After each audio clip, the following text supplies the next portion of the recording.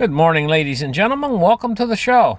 Glad to have you guys here on this 12th, Friday the 12th of July, 2024. Thank you for tuning in. Listen, we might be on the verge of something happening big in the silver market, more so than the gold market. There's a very interesting thing about silver. Click this ad off. Click and nothing happens. There we go. Okay. There's something very interesting about silver that's not respecting so much about gold. Gold's so much bigger market, the silver market. The silver market is such a tiny little market. Years and years ago, the Hunt brothers tried to corner the silver market, and there's a big trouble for them.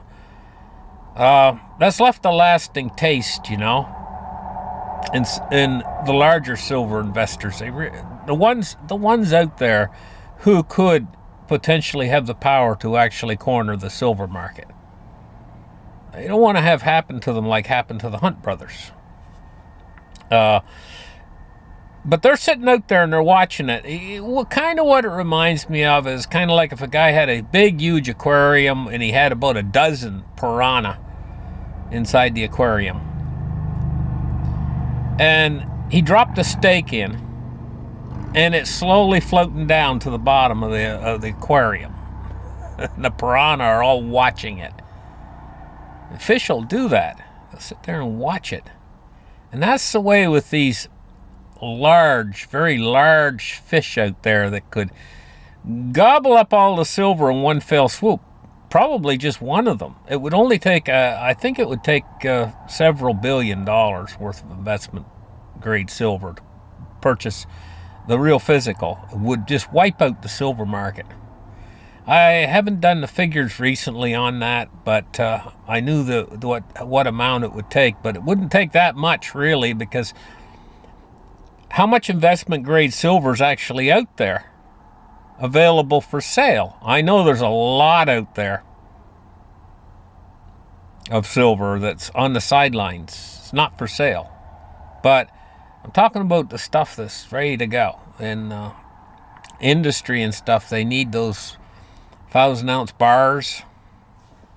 That's what they use. They don't use silver like the investment people normally invest in. So I know people do invest in those 1,000-ounce bars. But what I'm getting at is this is a very small, tight market right here, silver market. It's the most vulnerable market out there. And believe me, they're all watching it. You can corner the price on a market. You can double the price, or you can pump it right up there. And so they're all watching it, silver market. What is it today? It's down 50 cents at $30.91. They've been watching this game going on, but there's a couple reasons. One is the reason I just mentioned about why they don't grab it all up. And another reason is allocation.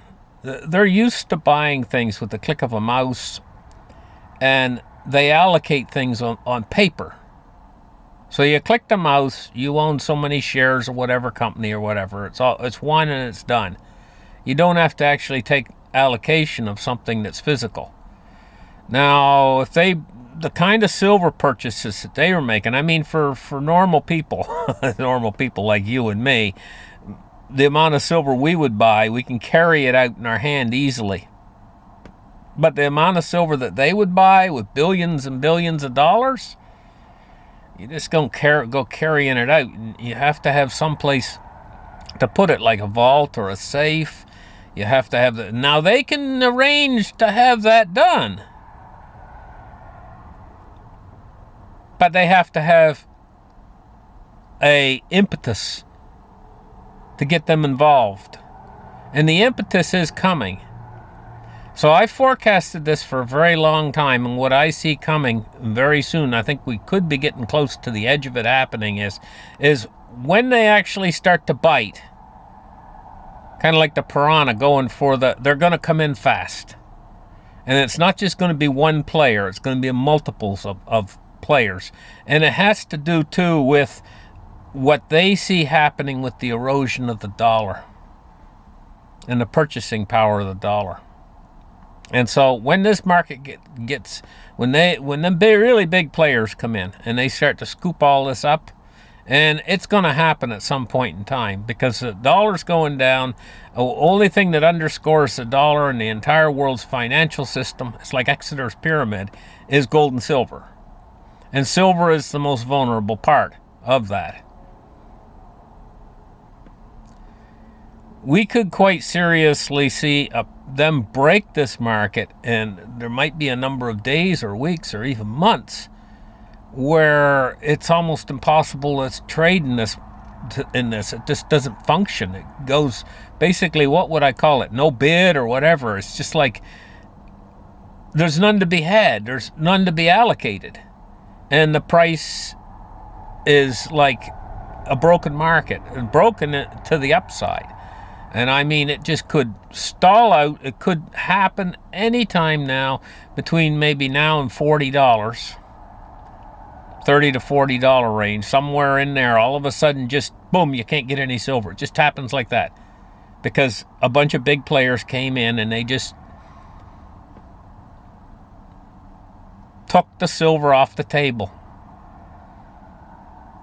And you're not able to obtain it, and the price shoots up, and anybody who has any is not selling physical at that point in time, because the price is shooting straight up. And when this market comes back online, I don't know, maybe between $30 and $40 when it goes off, and when it comes back on, the price might have doubled or even tripled on this stuff. And it all just happened overnight. This is what actually could happen with this market. In other words, a tremendous volatility, something like we've seen happen with oil. We've seen negative $40 on oil, but this would be the opposite of that. A very similar sort of a situation. And you saw how quick that happened, how quick oil went to negative $40. That same sort of volatility, except to the upside. Gold today is $24.16. It's up $1.50. Let's take a look at what's happening in the news right now. Canada is warning of Russian bot farms. They're powered by AI, and they're spreading online disinformation of some sort. Now, I read this article and I couldn't figure out exactly what the information is that they're spreading, but the closest thing here, it says officials say fake social media users created to spread disinformation often posed as Americans and promoted messages in support of Russian government objectives. So they're trying to rally support of Russian government objectives, evidently. Canada and the United States, along with the Netherlands, have been working together to disrupt this disinformation campaign. It says, but officials warn that similar activity could pop up in other states. Now, in Hollywood, it says they're turning their back on Biden.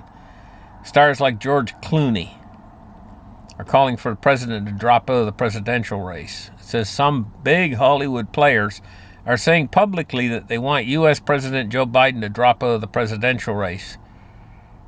And they're quoting here George Clooney as writing, who recently wrote a piece in the New York Times. He says, the piece was titled, "I Love Joe Biden, but We Need a New Nominee." So, anyway, I tell you, I got a real laugh today. I got a kick out of it. Zelensky, Biden was introducing Zelensky, the leader of Ukraine. And he said, he did this big talk and speaking Zelensky up and everything else. And then he said, now we're going to, called him Putin. And when he did that, that cracked me up, you know. Anyway, China, and listen, everything's heating up over there with this whole situation, China and Taiwan and the South China Sea, and China is hitting back at NATO over Russian accusations. Says China's foreign minister Wang Yi has hit back at NATO. It says that they say that Beijing is helping Russia with its war on Ukraine.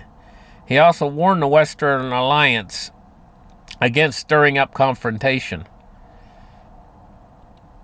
And, I'll tell you guys, I think that there's a point coming in the not too distant future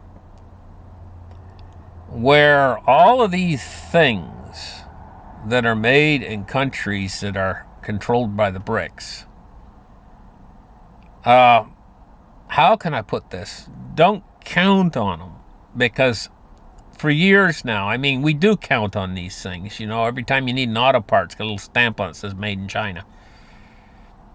If the world gets at war, and not war like it is now with Russia and Ukraine stuff, but no, I'm talking about a world war.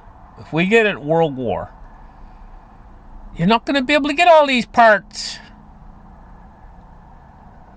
And so, like, I was watching this morning, Africa, there's roadside mechanics. I was watching them on YouTube, and I was absolutely amazed and astounded. The guy pulled his car over, not into a garage, but on the side of the road, where the roadside mechanics are. And of course, they work for money. He pulled his car over on the side, on the hot, dirt, dusty African side of in near a small city in Africa someplace. He pulled his car over on the side. He wanted a new engine. And he had this new engine, I guess, in the trunk of his car that he wanted put in.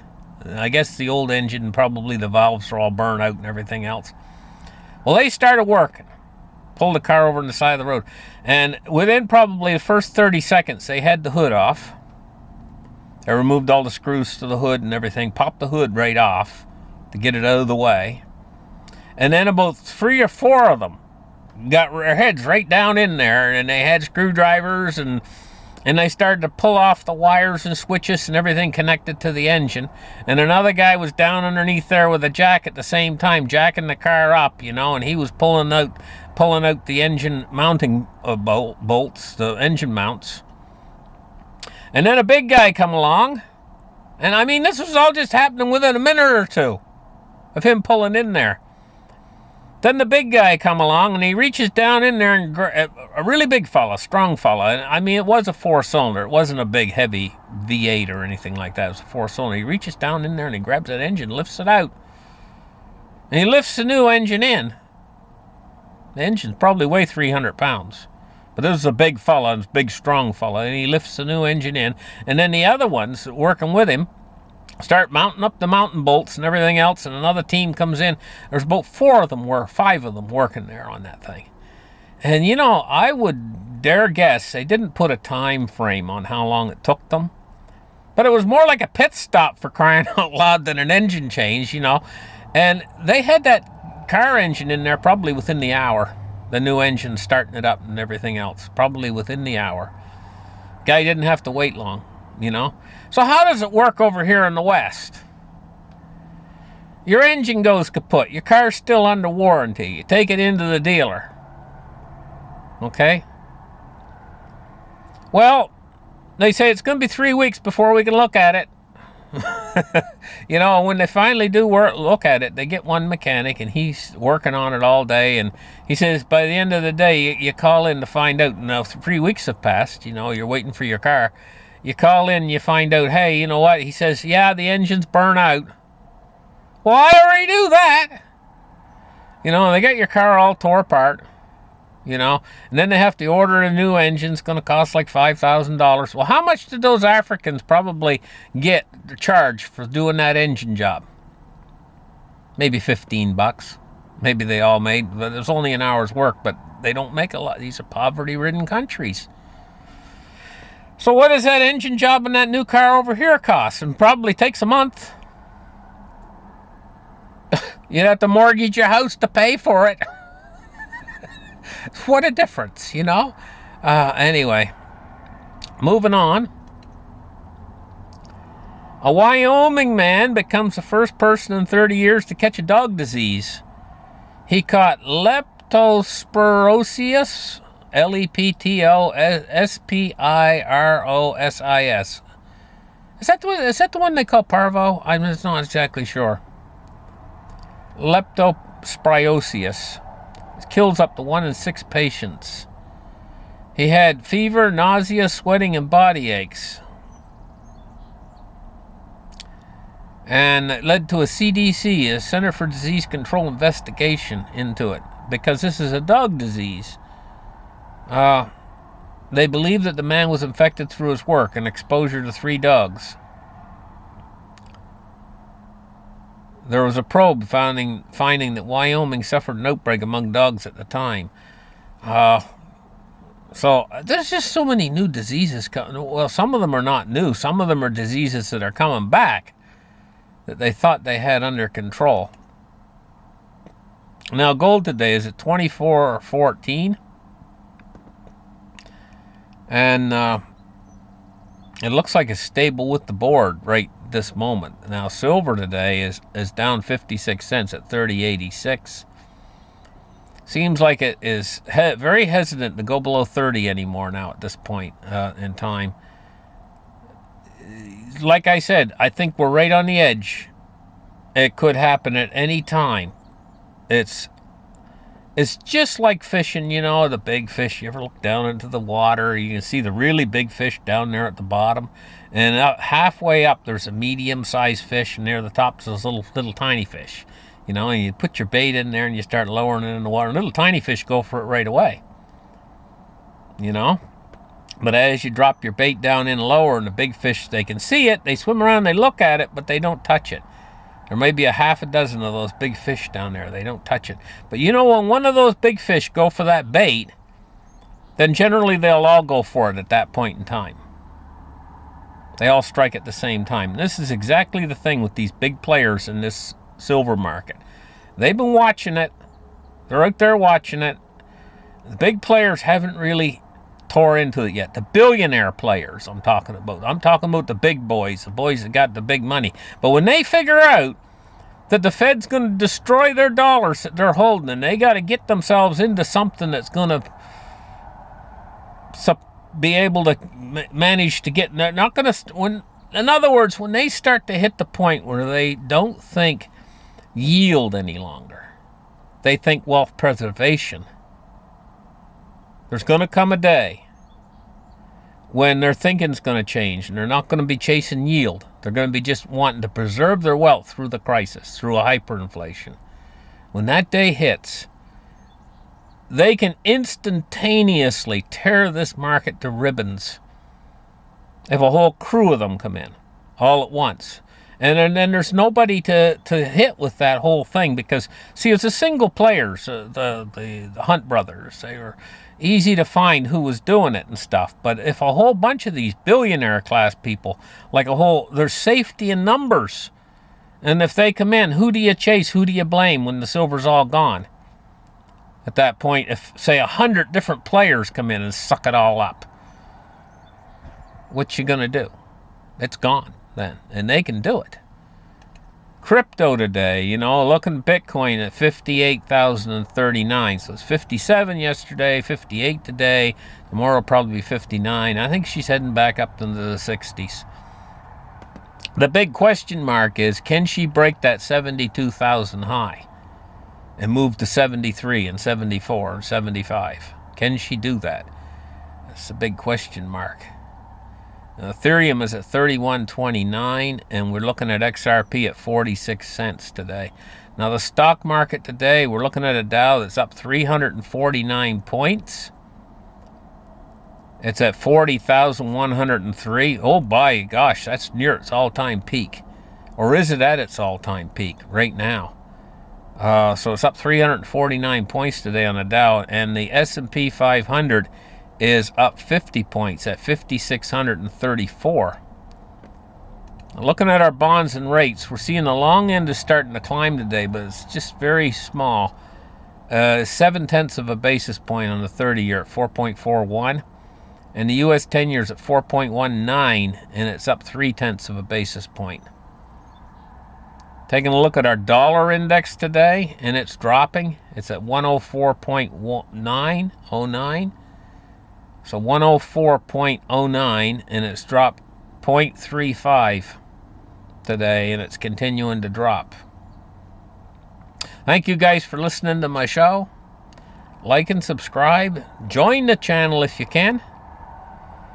And we'll catch you guys in the next episode. Have a great day. Bye-bye.